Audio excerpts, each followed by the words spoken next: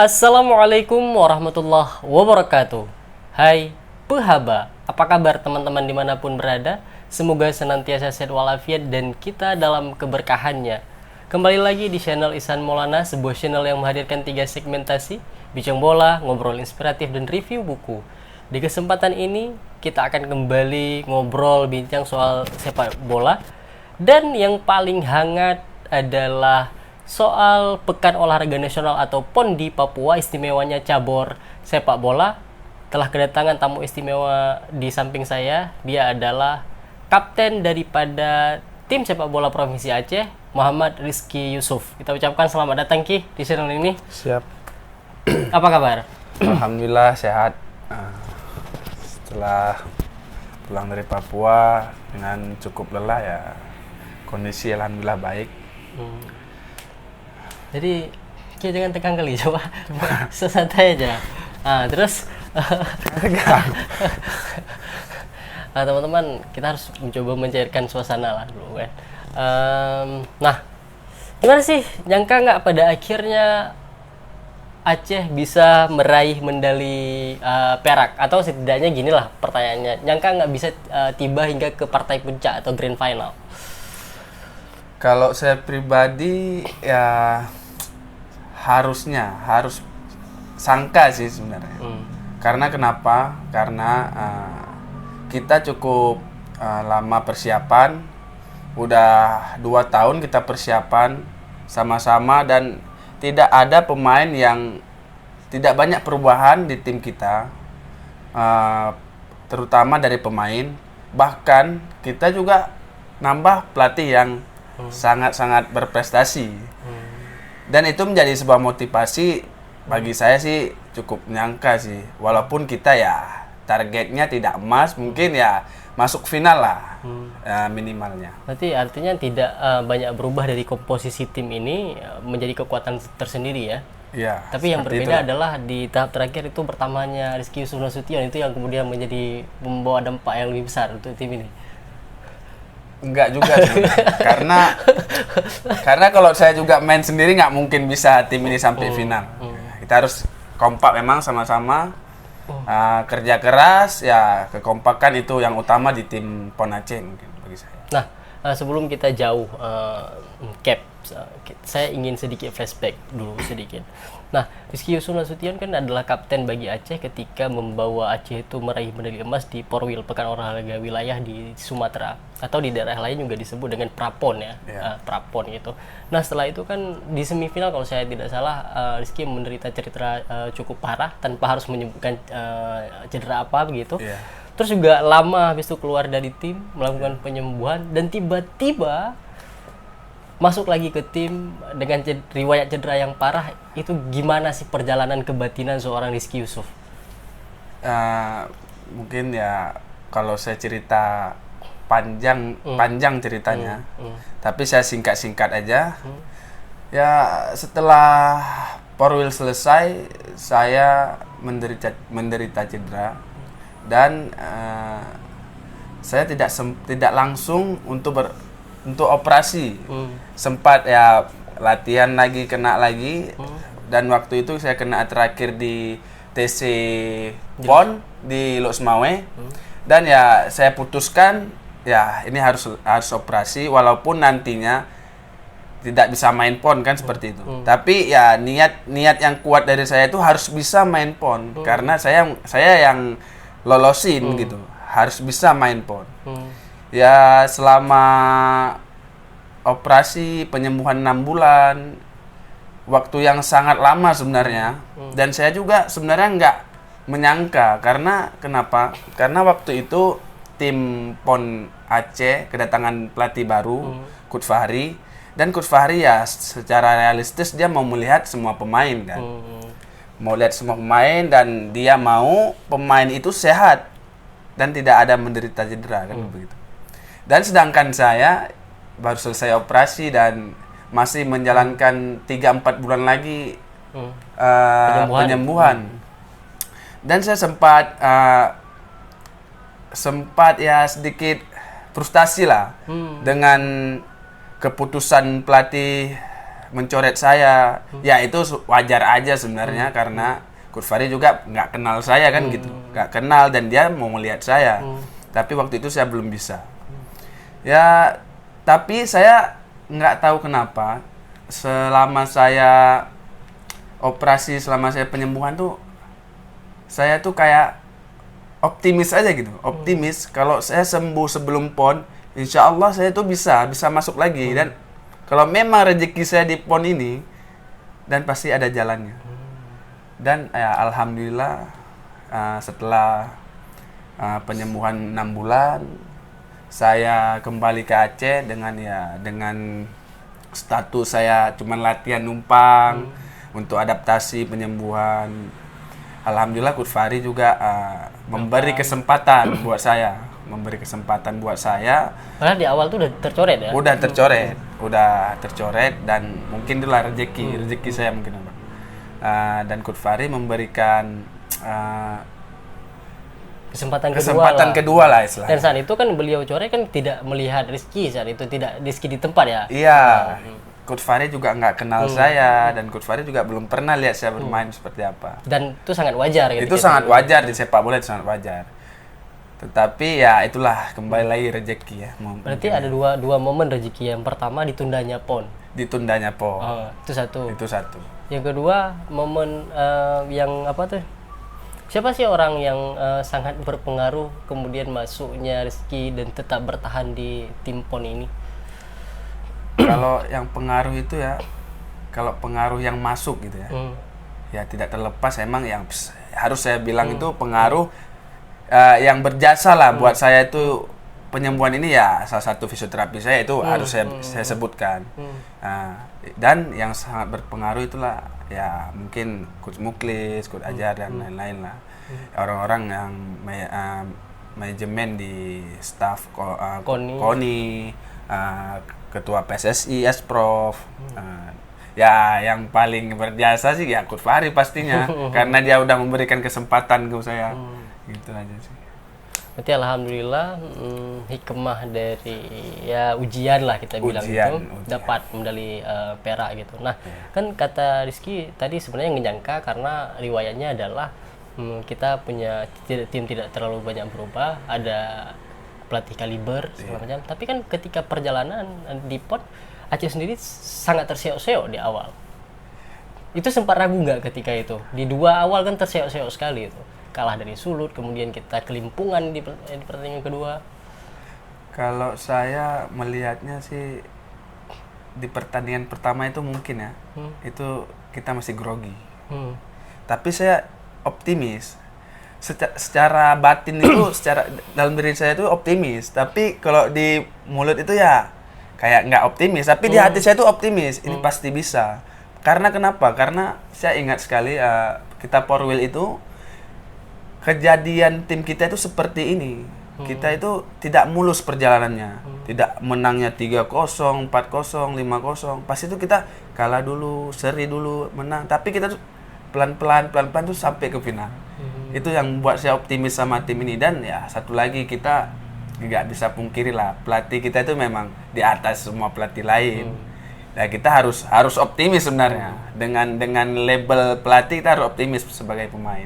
Dan ya kekompakan pemain, ya asisten pelatih kita semua kita harus optimis lah. Oke, terus lawan Sulut kan kita kalah 2-1 ya. Terus sering perjalanan kan di awal kan kita main tuh attacking football gitu, menyerang segala macam, tapi tiba-tiba kan ya di pertandingan kedua juga agak sempat bermain attacking football, tapi tiba-tiba kita udah main compact gitu, udah main bertahan terus counter attack. Nah, bagi Rizky sendiri selaku kapten dan juga teman-teman terasa berat dalam seketika itu diubah, atau sebenarnya biasa aja karena kita sudah pernah bermain dengan cara yang seperti itu? Kalau saya menilainya ya itu bagian dari taktik pelatih. Bagian dari taktik pelatih. Kami sebagai pemain mau bagaimanapun taktik pelatih harus siap. Walaupun waktu itu kita cuman punya waktu itu 2 hari 3 hari buat adaptasi dengan taktik yang baru. Dengan taktik yang baru, formasi yang baru. Tapi kan semua pemain ini udah tahu tuh prinsip dasar-dasar dari bertahan, dari menyerang kan udah tahu. Jadi ya tidak susah lah untuk mengubahnya. Ya, seperti itu. Nah, kan di antara semua perjalanan tim sepak bola PON Aceh hingga meraih perak, hal yang paling sempat heboh adalah ketika kita melawan Kaltim 3-2 gitu. Sempat heboh lah.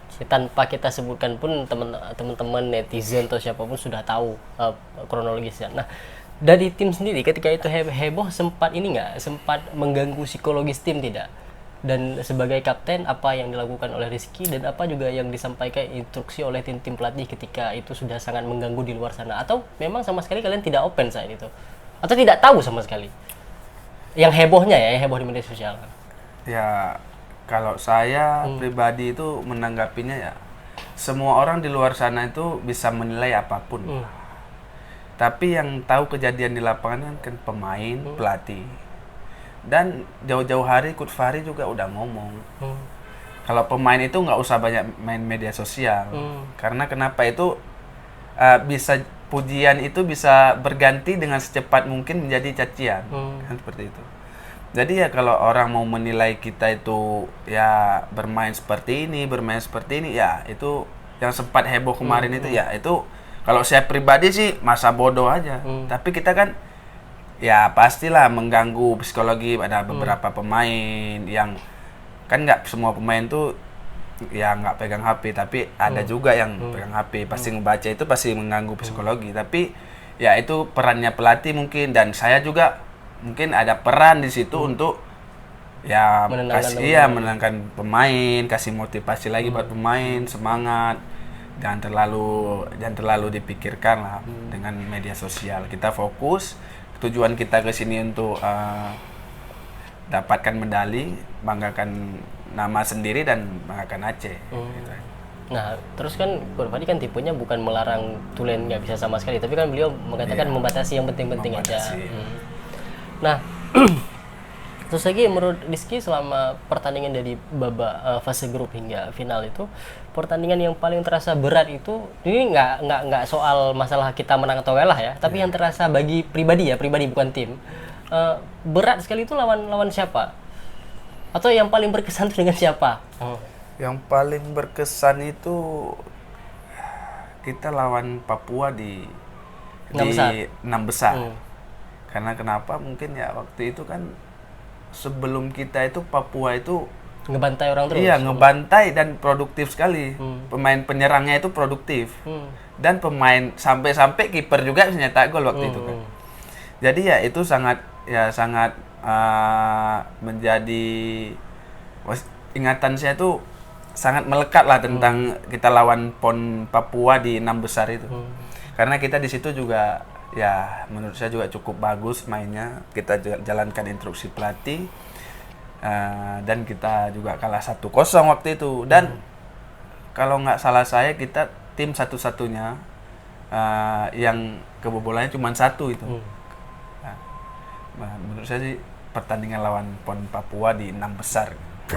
Berarti itu lebih berkesan ketimbang final sendiri ya? Iya, itu lebih berkesan dari final. Nah, di antara banyak pertandingan yang dilakoni oleh Aceh sendiri, ada salah satu hal yang menarik dalam catatan saya adalah kita sempat dipimpin oleh salah satu wasit tanpa menyebutkan namanya. Kalau tidak salah dia 3 kali memimpin ketika Aceh bermain. Kalau tidak 3-2 kali lah. Nah, gimana sih bagi seorang Rizky sendiri, ada sempat meninggalkan trauma atau ketika tengok dia lagi itu seperti apa sih? Kita kan nggak sebut nama ya. Kalau nggak salah saya itu 3 kali. 3 kali kita ketemu wasit itu ya. Dari pertama juga kita udah dari main aja kita udah kurang enak perasaan kita kan gitu. Di pertandingan kedua, pertandingan pertama kita masih masih polos lah ya, masih polos. Tapi pertandingan kedua kita masih sedikit berpikir. Dan yang kejadiannya setelah pertandingan kedua itu sempat ada insiden beberapa kali dalam lapangan. Nah, di pertandingan ketiga di final dia memimpin juga. Nah, itu menjadi antisipasi juga buat kita sebenarnya. Nah, maka ya 3 kali lah lawan Sulut, Medan sama Papua. Itu. Jadi ketika di final tuh tengok dia lagi, ketika keluar dari lorong apa istilahnya ya, dari lorong tuh ke lapangan tuh sempat ketawa-ketawa nggak, saling mengingatkan nggak sama teman-teman Aceh nih? Kami bahkan bukan di lorongnya juga kami saling mengingatkan. Di dalam ruang ganti juga kami sudah mengingatkan. Karena kita kan udah lihat siapa wasitnya. Kita saling mengingatkan aja. Tapi kan ya semua kan keputusan mungkin itu yang terbaik dari menurut dia. Kita tetap waspadai, antisipasi seperti itu. Pokoknya tugas kita antisipasi lah. Sekalipun memang apa yang terjadi itu sudah tertulis dengan cukup baik di sana gitu ya. Cuman ya melalui dia saja gitu. Nah, gitulah kira-kira teman-teman. Nah, untuk yang penasaran bisa lihat-lihat kembali cuplikan-cuplikan, tapi ya itu biasa saja ya. Bahkan saya sempat buat quote gitu yang masih bisa dipercaya soal wasit di Indonesia itu adalah bunyi peluit yang masih bunyinya sama Pripit. Di luar itu aduh. Tapi ya sudahlah, kalah tetap kalah tanpa harus ada alibi ini itu. Oke. Nah, selama di sana sempat kemana saja sih di Papua, dan bagaimana masyarakat Papua alamnya, atau justru Rizky sendiri lebih banyak di mes saja tuh ya? Jujur kalau saya pribadi itu lebih banyak di mes. Lebih banyak di mes karena waktu itu kita punya libur setelah lawan Medan, Sumut. Kita punya libur sehari, kita bisa jalan-jalan dan teman-teman juga refreshing buat menyembuhkan ya yang udah jenuh selama di sana. Kita kan cukup lama di sana. Ya dengar-dengar cerita dari teman-teman, katanya ya Papua ya kaya dengan alam. Wisata juga cukup ya tidak jauh sama Aceh lah. Pantai-pantainya, gunung-gunungnya, dan orang-orang di sana juga sangat antusias menyambut PON, apalagi tim Aceh, salah satu ya tim paling ujung lah, ujung ke ujung. Bahkan pertama nyampe ke Papua juga udah antusias menyambut Aceh. Dan itu terasa ya, bukan kegeeran ya? Sangat terasa, sangat terasa. Kalau saya lihat pribadi ya di sana itu emang orang-orangnya memang ramah dan baik orang di sana. Dan satu lagi menghargai orang. Nah, seperti itulah kurang lebih. Berarti kalau selama di sana Rizky lebih banyak di mes lah, di pemondokan atlet lah ketimbang keluar ya. Kalau Rizky ya pribadi ya seperti itu. Cuman hanya sekali semua yang sempat. Saya tuh keluar dari mes itu buat jalan-jalan tuh sewaktu kita mau ikut penutupan. Nah, penutupan kita berangkat semua, kita PCR. Setelah PCR kita beli oleh-oleh, sekalian jalan-jalan sana. Lalu penutupan, selesai penutupan kita balik. Udah. Itu yang Rizky jalan-jalan cuman itu waktu itu. Nah, penutupan sendiri gimana sih? Kalau kami yang ya masyarakat lah yang lihat di televisi kan heboh segala macam. Tentu yang langsung di sana tuh merasakan yang lebih berbeda. Gimana sih? Kalau seremoninya penutupan, karena kita nggak lihat pembukaan, kita cuma lihat penutupan. Penutupan ya menurut saya itu sangat meriah mungkin. Sangat meriah, penontonnya juga sangat antusias menyambut itu. Walaupun itu penutupan, tapi sangat luar biasa lah penutupan yang dibuat di PON Papua kemarin.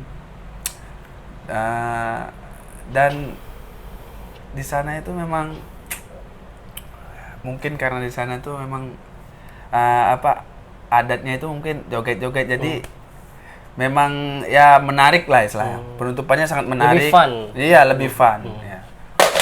Nah, terus lagi apa ya? Penutupan kan padahal banyak atlet yang sudah pulang kan. Sama juga dengan pembukaan yang banyak atlet yang belum tiba saat itu kan. Iya. Terus lagi lebih heboh karena ada Noah saat itu kan. Ada Noah, ada Saikoji. Bahkan anak-anak Aceh beberapa teman-teman saking sumpahnya udah goyang semua ya. Iya, ada goyang semua. Nah, jadi apa ya? Kan mampu meraih medali perak. menyamai capaian 1993. Senior-senior kita dulu di Jakarta yang juga identik melawan Irian Jaya saat itu sebutan Papua. Nah, ini. Merasa biasa saja tidak sih? Alah, hanya sekedar perak, hanya mampu menyamai, tidak melampaui. Ada yang mengganjal nggak tidak di hati, atau ini aja sih sebenarnya udah luar biasa. Penantian 23 atau 28 tahun lah. Kalau saya pribadi ada dua tanggapan sebenarnya. Yang pastinya kalau kita udah berangkat, kita memulai suatu event, pasti kita ya tidak mau tanggung-tanggung. Dan itu juga disampaikan sama pelatih, kita harus bisa emas, kan kita nggak mungkin targetnya perak, kita harus emas walaupun kita bakalan jumpa tuan rumah di final. Setidaknya kita udah berjuang untuk bisa dapat emas itu walaupun kita nggak dapat. Tapi satu sisi bersyukur kita bisa sampai ke final ya, dengan review pertandingan kita ke belakang itu kita sangat bersyukur. Dengan semua, kadang-kadang ada pemain yang performnya sedikit menurun. Pokoknya inkonsistensi lah beberapa teman-teman. Dengan mental ataupun sebagainya. Tapi kita cukup bersyukur. Semua pemain, pelatih, kita dapatkan perak. Mungkin ya emasnya itu mungkin nanti di PON Aceh 2020. Nah, itu menarik teman-teman. Apa sih pesan yang ingin disampaikan oleh Rizky sebagai generasi yang sekarang kepada generasi yang beberapa tahun ke depan akan mengikuti event yang sama, dan spesialnya ini terjadi di rumah sendiri di Aceh? Harapan saya buat teman-teman, buat adik-adik yang bakal berlaga lah istilahnya, bakal masuk tim PON untuk PON di Aceh Sumut. Jangan melihat prestasi kami. Karena kenapa? Karena kita ini tuan rumah sekarang. Kita tuan rumah, kita harus dapat emas lah. Itu nggak ada cerita itu minimal emas. Kalau ada lebih emas harus lebih lagi lah, seperti itulah. Nah, jangan kita samain aja kayak abang-abang kita dulu. Itu beda karena kita kan tahun ini kita mainnya di kandang orang. Dan finalnya juga sama tuan rumah kan begitu. Tapi kita tahun depan, tahun yang akan datang, kita jadi tuan rumah. Kita harus antusias menyambutnya, apalagi itu atlet-atlet bola yang masih bisa bermain di PON nanti. Harus antusias, harus kerja keras. Ya, mulai dari sekarang mungkin ada talent scouting yang udah mantau pemain-pemain berbakat di Aceh. Dan mudah-mudahan, saya berharap sekali pada adik-adik semua, ya belalah Aceh sekuat tenaga. Jangan memikirkan yang pertama itu uang, jangan mikirkan. Harus betul-betul, kalau kita udah masuk ke tim PON Aceh, kita harus betul-betul 100% untuk Aceh. Kita harus dapat medali emas di Aceh. Mudah-mudahan itu tercapai buat kawan-kawan yang nanti tampil di PON Aceh. Amin, karena itu kan kesempatan pecah rekor kan. Kita belum pernah emas selama gelaran PON di sepak bolaan. Kesempatan ya Dedi dimanapun berada. Main media sosial ya silahkan, tapi juga harus lebih ke fokus lah. Harus pintar-pintar lah. Karena kan pemain muda sekarang tuh banyak yang kena di situ kan. Nah, nggak semua, tapi hampir semua. Nah, Ki, kita sekarang lompat dari PON ke profesional. Semua tahu bahwa PON adalah ajang akbar, jembatan untuk banyak pemain muda dari amatir di Indonesia untuk naik kelas baik Liga 2 ataupun Liga 1. Apa sih tanggapannya pada akhirnya Rizky Yusuf masuk ke tim Liga 1 yaitu Persiraja Banda Aceh? Saya pribadi menanggapi ini semua dengan rasa syukur. Yang pertama rasa syukur ya, Allah telah berikan kesempatan kepada saya untuk bergabung ke Persiraja. Yang kita tahu Persiraja itu kan satu-satunya liga tim di Aceh yang bermain di profesional. Apalagi dia mainnya di Liga 1 kan. Liga 1, liga tertinggi di Indonesia. Ya, sangat bersyukur dan mungkin ini jadi tempat batu loncatan kedua lah istilahnya. supaya saya berkembang nanti ya, dan bahkan banyak dikenal lagi sama tim-tim lain kan. Jadi ya saya dipanggil ke Persiraja ini sebenarnya bukan hasil kerja saya semua, tapi ini ada andil dari teman-teman yang lain, dari pelatih-pelatih yang udah banyak kasih pelajaran buat saya. Nah, kan kemarin ketika selesai final penutupan tiba-tiba langsung ada pengumuman tuh, Persiraja rekrut pemain PON daftar darurat tuh. Dan tiba-tiba ramai di medsosan, terutama di Instagram, akun-akun bola di Aceh, terutama yang punya tema-tema Persiraja gitu. Nah, bagaimana sih tanggapan Rizky sendiri? Yang pertama, mereka ya itu yang namanya konten, mereka ada bahan, mereka memang harus melaksanakan itu gitu. Tapi Rizky sendiri dan beberapa teman lain bisa lihat saat itu tidak merepost gitu. Apa sih yang bisa dijelaskan kepada teman-teman? Mungkin saya di sini mau minta maaf juga kepada media-media yang udah nge-tag nama saya di Instagram, di nge-post tapi nge-tag sama saya. Tapi waktu itu kan kita baru selesai tuh. Jadi menurut saya pribadi itu belum waktunya nanti terlalu cepat bagi saya. Mungkin tunggu 3 hari 2 hari setelah itu baru kita pikirkan lagi tentang itu.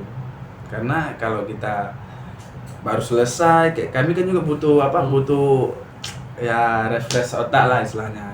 Udah sekian lama kita bekerja, ya menurut saya sih seperti itu, harus ada jeda sebentar lah untuk refresh semuanya. Biar karena kenapa Bang? Karena kalau kita nge-repost pasti yang teman-teman kita kan pasti nanya itu. Pasti nanya. Jadi kita tuh media lagi, maksudnya sosial media lagi. Jadi nggak sempat istirahat ini pikiran kita gitu. Tapi bukan berarti nggak nge-repost itu karena sombong, bukan. Ada waktunya. Dan pasti ada waktunya nanti. Ini kan kita belum nanti mungkin waktu berangkat pasti kita juga nge-repost. Pasti juga kita post gitu. Ke post lah pasti Persiraja kan, kita udah deal pasti kita post Persiraja. Nah, terus lagi sebagai pemain kan setiap pemain punya tolak ukur masing-masing gitu.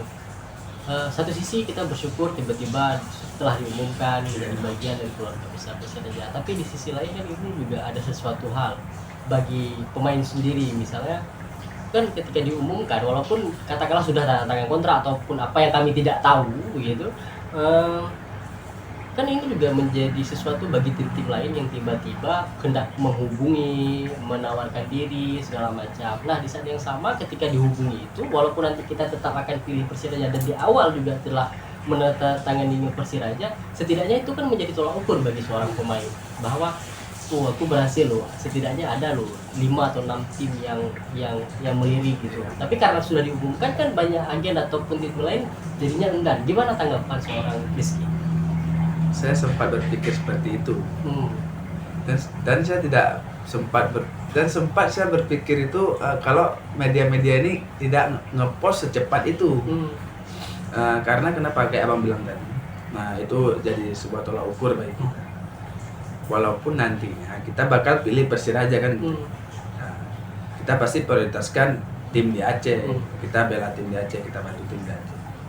Tapi itulah, kalau misalkan terlalu cepat, jadi ya orang yang tertarik sama kita itu kan pasti berarti udah ada. Tapi berarti aku nggak perlu lagi masuk karena dia udah ada. Jadi kita nggak bisa mengukur diri kita tuh, kita tuh berhasil nggak di PON. Berhasilnya seorang pemain di PON itu kan ada tim nggak? Setelah PON-nya ada tim nggak? Bukan ini, kalau misalkan dia golin, timnya juara, dia nggak ada tim, sama aja. Prestasi dia individu pasti dia belum berhasil. Berarti kawan-kawan yang main di Liga 3 ini nggak berhasil mereka nih? Ya kalau menurut Rizky, ya itu masih proses lah. Masih proses. Nggak, aku panas-panas ini lagi. Terus, Persiraja kan butuh tenaga-tenaga baru, tenaga-tenaga muda Saat ini Persiraja sedang terseok-seok, jujur harus kita katakan di zona degradasi. Apa sih misi dari pemain pemuda ini? Seberapa optimis bisa mengangkat tim ini lepas dari jurang degradasi? Kalau saya bilang sama teman-teman itu ya, yang pertama itu untuk pribadi, capaian pribadi itu kita harus main bagus, dan untuk tim kita harus bisa mengangkat tim ini ya seminimal mungkin ya bertahan di Liga 1 lah. Kita harus berkontribusi buat tim ini karena ini tim kebanggaan kita, tempat lahir kita harus pertahankan, harus all out. Semua tenaga harus kita keluarkan untuk tim ini untuk biar bertahan di minimal bertahan di Liga 1. Nah, sorry terpotong. Nah, dari komposisi pemain yang sudah ada dan yang akan masuk ini, bagaimana kemudian Rizky melihat diri sendiri untuk dapat kesempatan bermain, juga teman-teman yang lain? Besar tidak peluang mereka untuk mendapatkan jam terbang nantinya? Mungkin ya memang semua tergantung pelatih. Ya, tergantung pelatih. Salah satu Rizky memilih Persiraja karena mungkin Rizky lihat di situ ada kesempatan main. Besar kesempatan untuk main. Bukan berarti kita menyepelekan pemain yang ada di Persiraja. Mereka tetap senior kita. Iya, tetap senior, tetap kawan kita, tapi kan pasti ada akumulasi, ada pemain yang sakit. Dan itu sangat besar kemungkinan kita dapat bermain maupun Rizky atau teman-teman yang lain.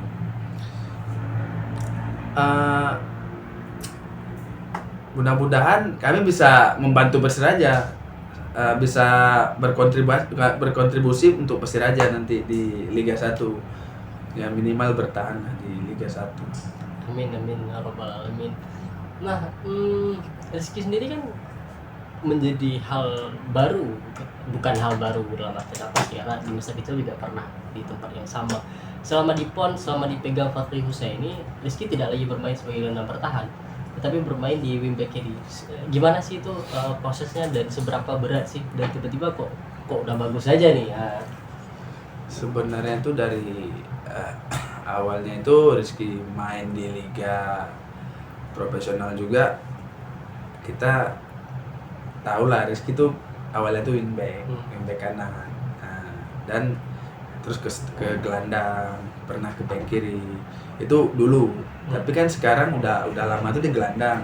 Jadi di PON itu karena kita kekurangan pemain di back kiri, jadi inisiatif dari pelatih menyulap Rizky lah. Iya, selain itulah. Tapi kan kita sebagai pemain harus siap, dimanapun kita harus siap, bahkan di kiper pun kita harus siap. Kalau nantinya di Persiraja itu Rizky serahkan semua ke pelatih. Kalau Rizky pribadi dimanapun pelatih suruh main Rizky itu pasti siap karena kalau di back kiri juga udah punya pengalaman di PON, di gelandang juga ya bisa bersaing guys. Nah Ki, banyak orang penasaran gitu.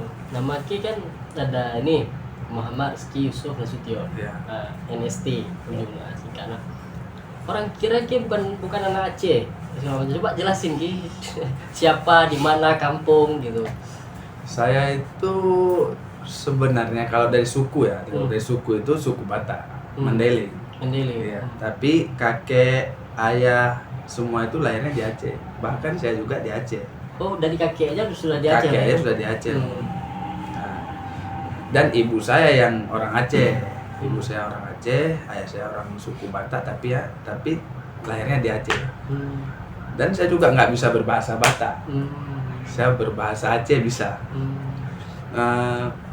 Saya tinggal di Saratebe di Aceh Timur. Kalau teman-teman nggak tahu tuh di Google aja lah mungkin. Karena itu mungkin kampung kecil di sana. Itu kecamatan apa ya? Kecamatan Rantau Selamat, Aceh Timur. Di situ rumah saya. Dan yang harus saya tekankan itu saya memang suku Batak, tapi jiwa saya jiwa Aceh. Karena saya udah lama tinggal di Aceh, bahkan teman-teman saya pun semuanya itu dari Aceh. Saya sekolah di Aceh. Jadi sekolah SMP itu di Aceh Timur, SD. Saya di SD di Aceh Timur. SMP-nya ke Langsa, Hmm. baru SMA-nya kita ke Banda Aceh. Banda Aceh, PLP. PPLP Banda Aceh. Hmm. Setelah itu baru kita main Persiraja. Hmm. Nah, terus cerita yang ringan-ringan nih. Kenapa dipanggil Uco? Waduh, kalau Uco itu sih, itu saya ingatnya itu 2016. 2016. Nah, saat itu Rizky main di Persiraja, pemain muda, baru selesai sekolah. Itu sebenarnya sih bahasa candaan panggilan tuh Rizky waktu itu. Itu yang buat Uco itu Bang Kurniawan senior kita, kapten Persiraja 2016. Dia manggil Rizky itu Uco. Karena orang Batak tadi manggilnya Uco. Artinya Rizky nggak tahu apa. Berarti hingga kini melekat Uco tuh ya? Hingga kini sebagian besar melekat. Kalau yang lain apa panggilan? Komodo, apa? Kalau yang lain tuh Rizky, kalau di Langsa itu Jack, banyak lah panggilan Rizky. Oh, banyak nama Sandi lah ya. Iya, nama saya. Nah, kalau untuk pemain pesepak bola idola ada nggak sih? Kalau dunia. Kalau dunia itu Wayne Rooney sih. Oh, Rooney juga. Apa fan MU ah? Saya fan MU. Oh. Pantesan semua agak beda aja. Karena saya fan Liverpool teman-teman. Bentrokan ini. Bentrokan sih. Apa ya? Oke. Ada yang kelupaan sih sebenarnya. Bagaimana sih seorang Rizky Yusuf melihat sosok Fakhri Husaini dari pertama tiba hingga kalian berpisah? Ini sebenarnya panjang ceritanya, tapi saya singkat aja. Awal saya pertama nyampe ke Aceh itu, saya tuh nggak nyangka Coach Fahri itu sehumble itu. Kayak gimana ya, emang betul-betul seorang pelatih yang tahu menempatkan lah istilahnya. Berbicara dengan anak yang masih di bawah saya, anak amatir senior, tahulah dia menempatkannya. Ya cukup ya kita kan tahu sendiri lah, Coach Fahri itu memang udah pelatih kalau Indonesia top lah. Jadi dia, kalau menurut Rizky emang banyak pelajaran yang Rizky dapat dari dia. Bahkan kalau pelajaran sepak bola itu biasa lah kita, dan itu bersyukur kali kan. Tapi banyak pelajaran yang di luar sepak bola, lebih mengutamakan ibadah. Ya semua kita lakukan itu bernilai ibadah. Pokoknya semua itu tentang ibadah. Dan dia orang memang totalitas, loyalitas. Nggak ada sedikit pun main-main tentang menangani tim lah seperti itu. Sedetail mungkin dia cari kekurangan kita itu diperbaiki. Untuk diperbaiki supaya kita itu menjadi lebih baik. Dia udah menjadikan tim, menjadikan karakter, menjadikan tim yang solid, menjadikan pribadi yang bagus buat kita. Disiplin, kerja keras, pantang nyerah, semua itu yang Rizky pelajari selama Rizky di Tamatil. Sangat detail lah orangnya. Sangat detail dan sangat realistis. Sangat realistis. Nggak ngomong aja besar, nggak ngomong besar lah ya. Nggak ngomong besar, nggak pilih kasih lah, nggak ada pilih kasih.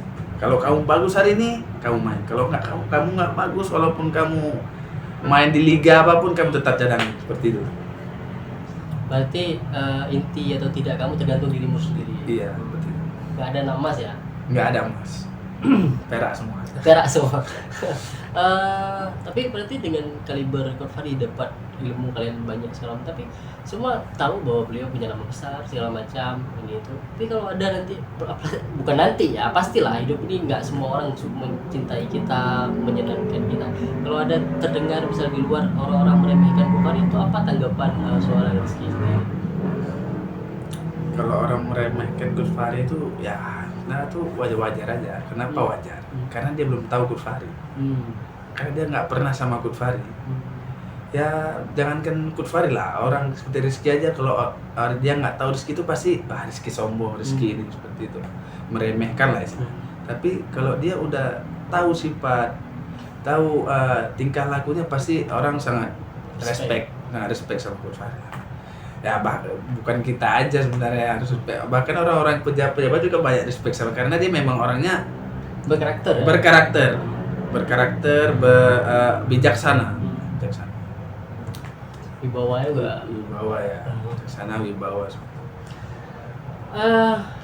Kapan kira-kira akan satu tim lagi dengan Coach Fahri?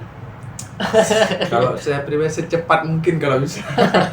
Secepat mungkin kalau bisa. Ya, pada akhirnya kita mendoakan Coach Fahri sehat terus ya. Sehat selalu. Terutama keluarga-keluarga Ibu Novi, Desyahmi, Kabil, Anita yang satu lagi ya, yang perempuannya. Semoga keluarga ini terus samawa hingga akhir usia, karena kita tahu bahwa peran keluarga ini juga sangat besar bagi anak-anak Pon Aceh ya, terutama. Kalau saya nambahin dikit itu ya, bukan peran Coach Fahri aja dalam tim, bahkan sampai istrinya juga itu luar biasa buat tim ini. Dia selalu mendoakan kita, selalu support kita, selalu ingatkan kita juga. Kalau kita kalah dia ingatkan, kalau kita menang juga dia ingatkan. Mungkin ya nggak ada kata lain lah, mungkin membalasnya itu dengan ya semoga Allah yang balas gitu. Kalau kita nggak sanggup balasnya dengan kebaikan, segudang kebaikan itu kita nggak sanggup balas, mungkin biar Allah yang balas semua itu. Makasih Ibu, makasih Coach Fahri lah. Makasih Ibu, makasih Coach Fahri. Aku aja Cok yang bukan pemain aja peduli kali mereka. Aduh, makasih banyak lah. Makasih banyak. Nah teman-teman, pada akhirnya waktu pula lah yang menyudahi bincang kita. Kita juga akan ketemu di lain kesempatan, mungkin juga dengan Uco. Mana tahu di tahun-tahun berikutnya sudah berpindah atau apa. Akhirnya Rizky Yusuf Nasution undur diri, Ihsan Maulana undur diri. Sampai jumpa di lain kesempatan. Assalamualaikum warahmatullahi wabarakatuh. Ciao.